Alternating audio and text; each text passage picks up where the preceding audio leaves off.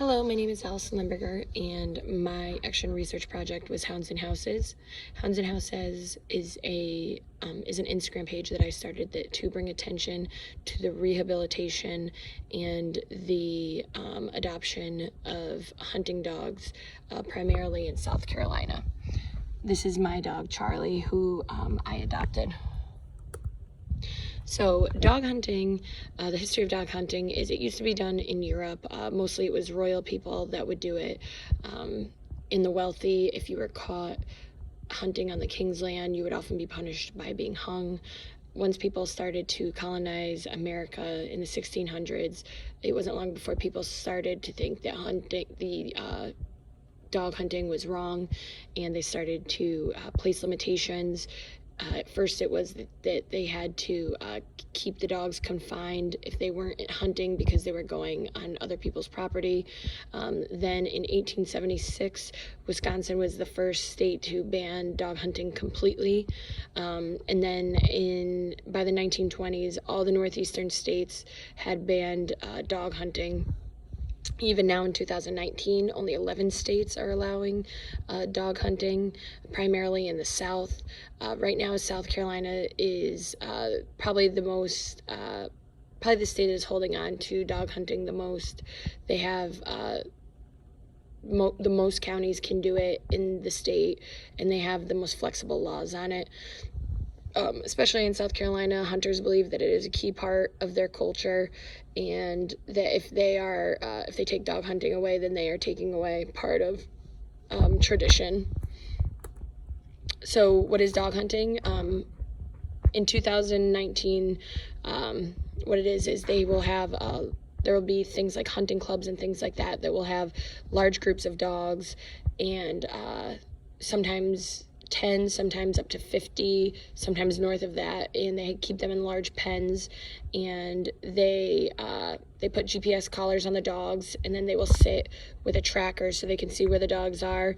They're released on one side of wooded areas, and then the hunters will go to the other side of an open area, and they will wait for the dogs to run the deer out from the woods into the open areas. And then once the deer are in the vulnerable areas and they're in the wide open, the hunters will kill the dogs.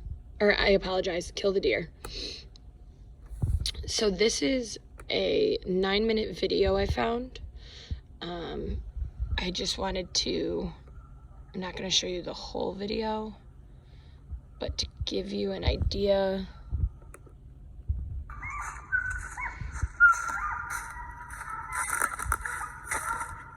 So you hear the dogs coming, and they use hounds because obviously they have a loud, distinctive bark that you can track.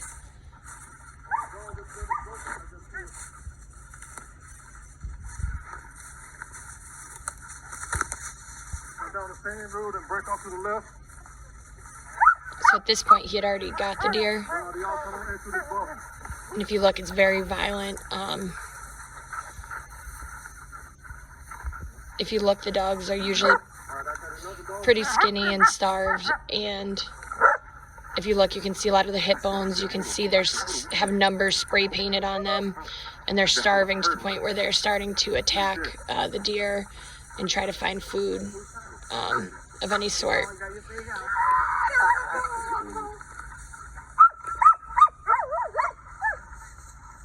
Drag them out.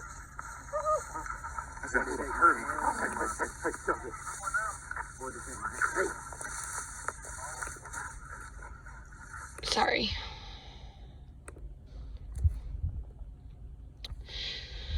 So why can this hunting be bad?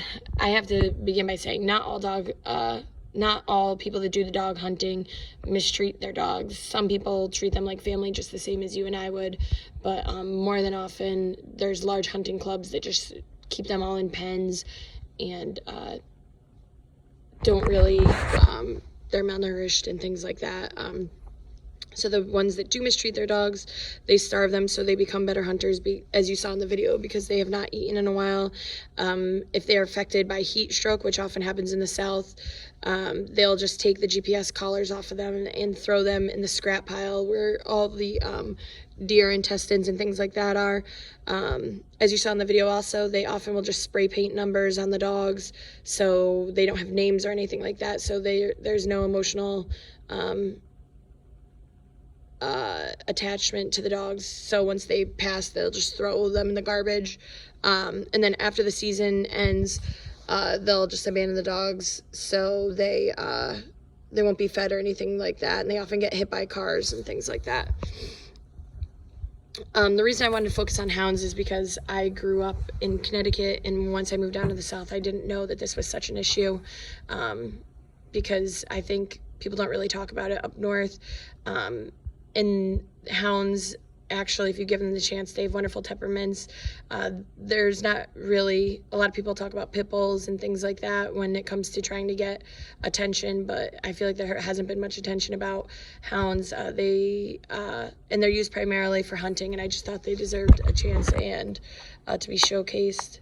So Hounds and Houses, what it is, it's going to be stories behind rehabilitated dogs, and it brings attention to adoptable dogs. It shares about rescues that help them, so you can go on these pages and you can find, even if you're not able to foster or adopt, you can take the time to either donate or things like that. It also is going to, I have a bunch of articles included in it about what exactly hunting is and things like that, so you can educate yourselves. It has statistics about the amount of dogs that are in the shelters. I was reading one article in 2017, in just January and February, 290 dogs were in just the Charleston animal shelter alone, and that's just one shelter. And I just want to educate people on this, and basically my main goal is to bring nationwide attention to a problem that is primarily happening in the South. So this is an example of one of my posts. This is my dog, Charlie, before I got him. You can see here, he's really skinny. He's balding. You can see the bald patches from all the ticks that were on him. He had, you could see his testicles were all like spun, and they were like unattached, and they were just hanging really low. And then you could see here he's balding, and you could see all his ribs, and really just looks absolutely defeated. And then here is because they often are out in the woods and they can't, they have no source of water. They'll drink from dirty puddles of water, which will make it so their feet swell and they become anemic. And then here is a picture after. Here's him at the beach. Here's him now. You can see in this picture, if I zoom in, he's missing a few of his bottom teeth because they were ground down. I don't know if either they hit the teeth out of his mouth or what happened, but he was missing 3 at the bottom and 1 or 2 up top. And then here's another picture of him now. And the caption on the post I had, it says, "I found Charlie through Carolina Coonhound Rescue out of Charleston, South Carolina in December 2018. He was found in Walterboro, South Carolina, abandoned in the woods during hunting season and brought to a high kill shelter. CCR pulled him from the shelter and brought him to their home base, Animal Medical West in Charleston. As Charlie, formerly known as Rooster, was with his rehabilitating family, he was staying with a great foster family until we found him. It had been 5 weeks since he was picked up in Walterboro, and he was still malnourished, had scars from the ticks that were picked off of him, had swollen paws, large bald patches, a split lip, missing teeth, and was absolutely defeated. Fast forward to today, and he is what we like to call a walkie-talkie. He's high energy, silly, fun, and we like to tease and call him a little chubby boy now." So on Hounds and Houses, we have a lot of different dogs that have similar stories, just to really showcase that if you give these dogs the opportunity, that they can go from the video that we saw originally, where they're spray painted and ripping apart a deer, and then they can go to being really great house dogs, and they're really sweet.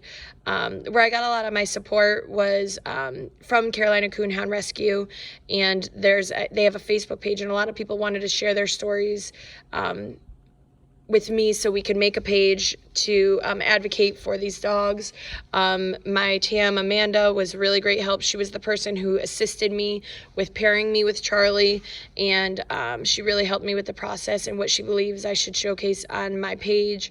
And then also I just reading a lot of articles that discuss dog hunting, and how I really learned a lot about how so many states had banned it in the country.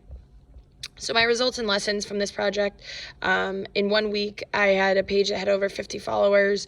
I also learned that if you are willing to ask people for help, they're willing to tell you things that may give you ideas, or they're willing to share their story. And I also learned how important networking can be.